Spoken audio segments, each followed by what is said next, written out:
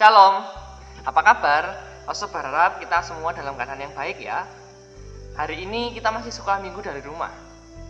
Masih ingat cerita minggu lalu? Aku berharap semua masih ingat ya. Nah, kalau lupa bisa diputar lagi videonya. Hari ini kita akan belajar kisah salah satu seorang muridnya Tuhan Yesus. Hari ini adik-adik akan membaca 3 bagian firman Tuhan. Nanti dibaca ya, Lause tidak akan bacakan di sini karena nanti panjang sekali. Yang pertama, Yohanes pasal 13 ayat 36 sampai 38. Yang kedua, Yohanes pasal 18 ayat 1 sampai 27. Dan yang ketiga, Yohanes pasal 21 ayat 15 sampai 19. Dibaca nanti ya setelah nonton video ini. Suatu kali sebelum Tuhan Yesus ditangkap, Tuhan Yesus melakukan perjamuan kudus. Nah, waktu itu adalah makan Paskah namanya. Nah, sebelum itu Tuhan Yesus memberitakan kepada murid-muridnya bahwa Tuhan Yesus akan pergi, artinya akan ditangkap dan akan disalibkan. Lalu Rasul Petrus bertanya. Ini di Yohanes pasal 13 ayat 36 sampai 38 ya, adik-adik lihat di situ. Petrus bertanya, "Guru, kemanakah engkau akan pergi?" Terus Tuhan Yesus menjawab, "Tempat kemana aku akan pergi, engkau tidak dapat mengikutiku atau tidak dapat pergi ke sana." Lalu Rasul Petrus berkata, "Kenapa saya tidak bisa mengikuti engkau? Nyawaku akan kuberikan kepadamu."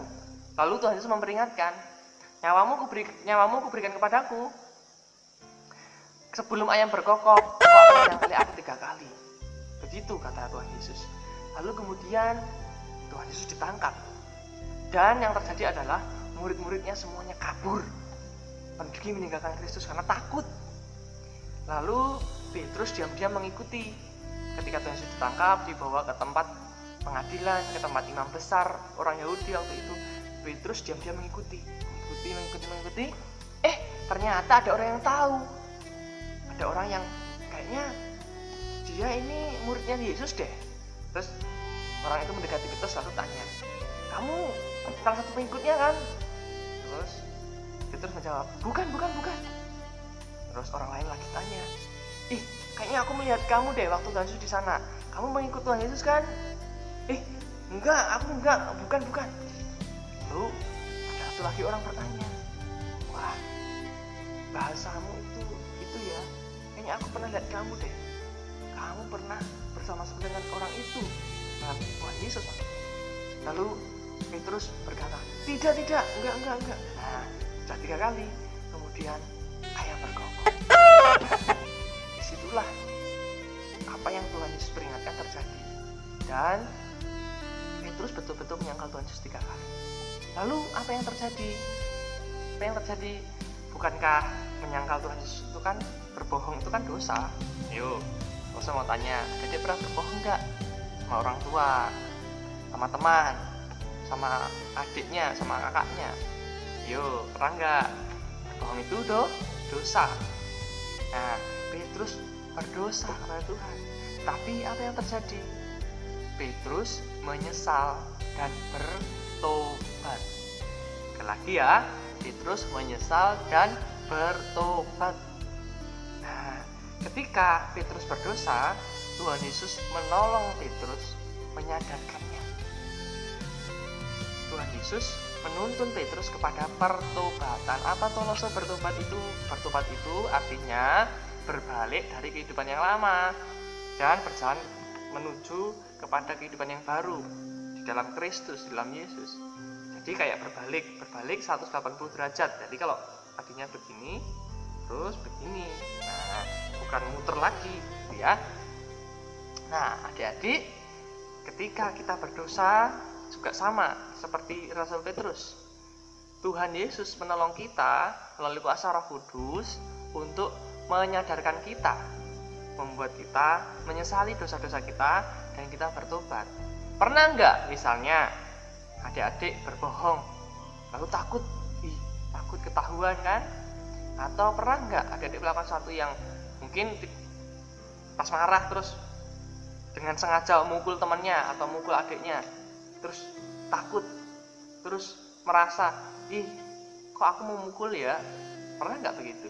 Nah, kalau pernah, itulah salah satu cara Tuhan untuk menolong kita menyesali perbuatan dosa kita. Itu salah satu contohnya ya. Pernah nggak merasa begitu? Ya, itu adalah salah satu contoh Tuhan menegur kita. Tuhan menolong kita untuk menyesali dosa kita. Nah, Tuhan Yesus mengampuni kita seperti Tuhan Yesus mengampuni Rasul Petrus. Nah, apa yang terjadi ketika Tuhan Yesus mati di kayu salib?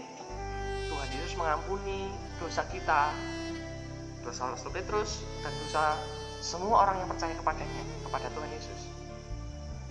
Dosa Rasul Ezra, dosa adik-adik sekalian, dosa orang tuanya adik-adik sekalian, dosa lose-lose semua, Tuhan Yesus mengampuni ketika Tuhan Yesus mati di kayu salib. Nah, hal itu juga berlaku bagi kita, bagi lose dan adik-adik. Nah, apa yang terjadi? Mari kita lihat lagi lanjutan kisahnya Rasul Petrus. Nanti baca bagian yang terakhir, bagian ketiga di kisah di Yohanes 21 ayat 15-19. Ketika Tuhan Yesus sudah bangkit, lalu Tuhan Yesus menemui kembali murid-muridnya. Lalu termasuk di situ ada Rasul Petrus. Lalu Tuhan Yesus bertanya kepada Rasul Petrus, "Hei Simon, apakah engkau mengasihi aku?" "Ya Tuhan, aku mengasihi engkau." "Gembalakanlah domba-dombaku." Tuhan Yesus mengulang pertanyaan sampai 3 kali. "Hei Petrus, apakah engkau mengasihi aku?" "Ya Tuhan, aku mengasihi engkau. Gembalakanlah domba-dombaku," kata Tuhan Yesus 3 kali. "Hai Simon, apakah engkau mengasihi aku?" "Ya Tuhan, aku mengasihi engkau. Gembalakanlah domba-dombaku." Nah, meskipun Rasul Petrus pernah menyangkal Tuhan Yesus menolong Rasul Petrus untuk menyesali dosa-dosanya, lalu bertobat dan mengikuti dia. Nah, begitu juga dengan lose dan adik-adik sekalian. Kalau misalnya adik-adik pernah berbuat dosa, berbuat salah, Tuhan Yesus menolong kita untuk menyesali dosa dan kesalahan kita, lalu menolong kita untuk bertobat dan menolong kita untuk tetap mengikuti dia. Kiranya firman Tuhan ini boleh menolong kita untuk terus mengikuti Tuhan, menolong Rasul, menolong adik-adik sekalian. Dan menjelang Paskah ini kita bersyukur karena Tuhan telah menyelesaikan dosa-dosa kita, menanggung dosa-dosa kita di kayu salib, sehingga kita bisa terus percaya kepadanya dan mengikuti dia. Nah, ini ayat hafalan yang harus adik-adik hafalkan ya. Yohanes pasal 1 ayat 12. Yohanes pasal 1 ayat 12. Dihafalkan di rumah ya. Kiranya Tuhan Yesus memberkati. Nanti kalau waktunya sudah kita bisa bertemu lagi, ayat-ayat hafalannya dicatat lalu dihafalkan dan nanti disampaikan kepada lose masing-masing. Tuhan Yesus memberkati.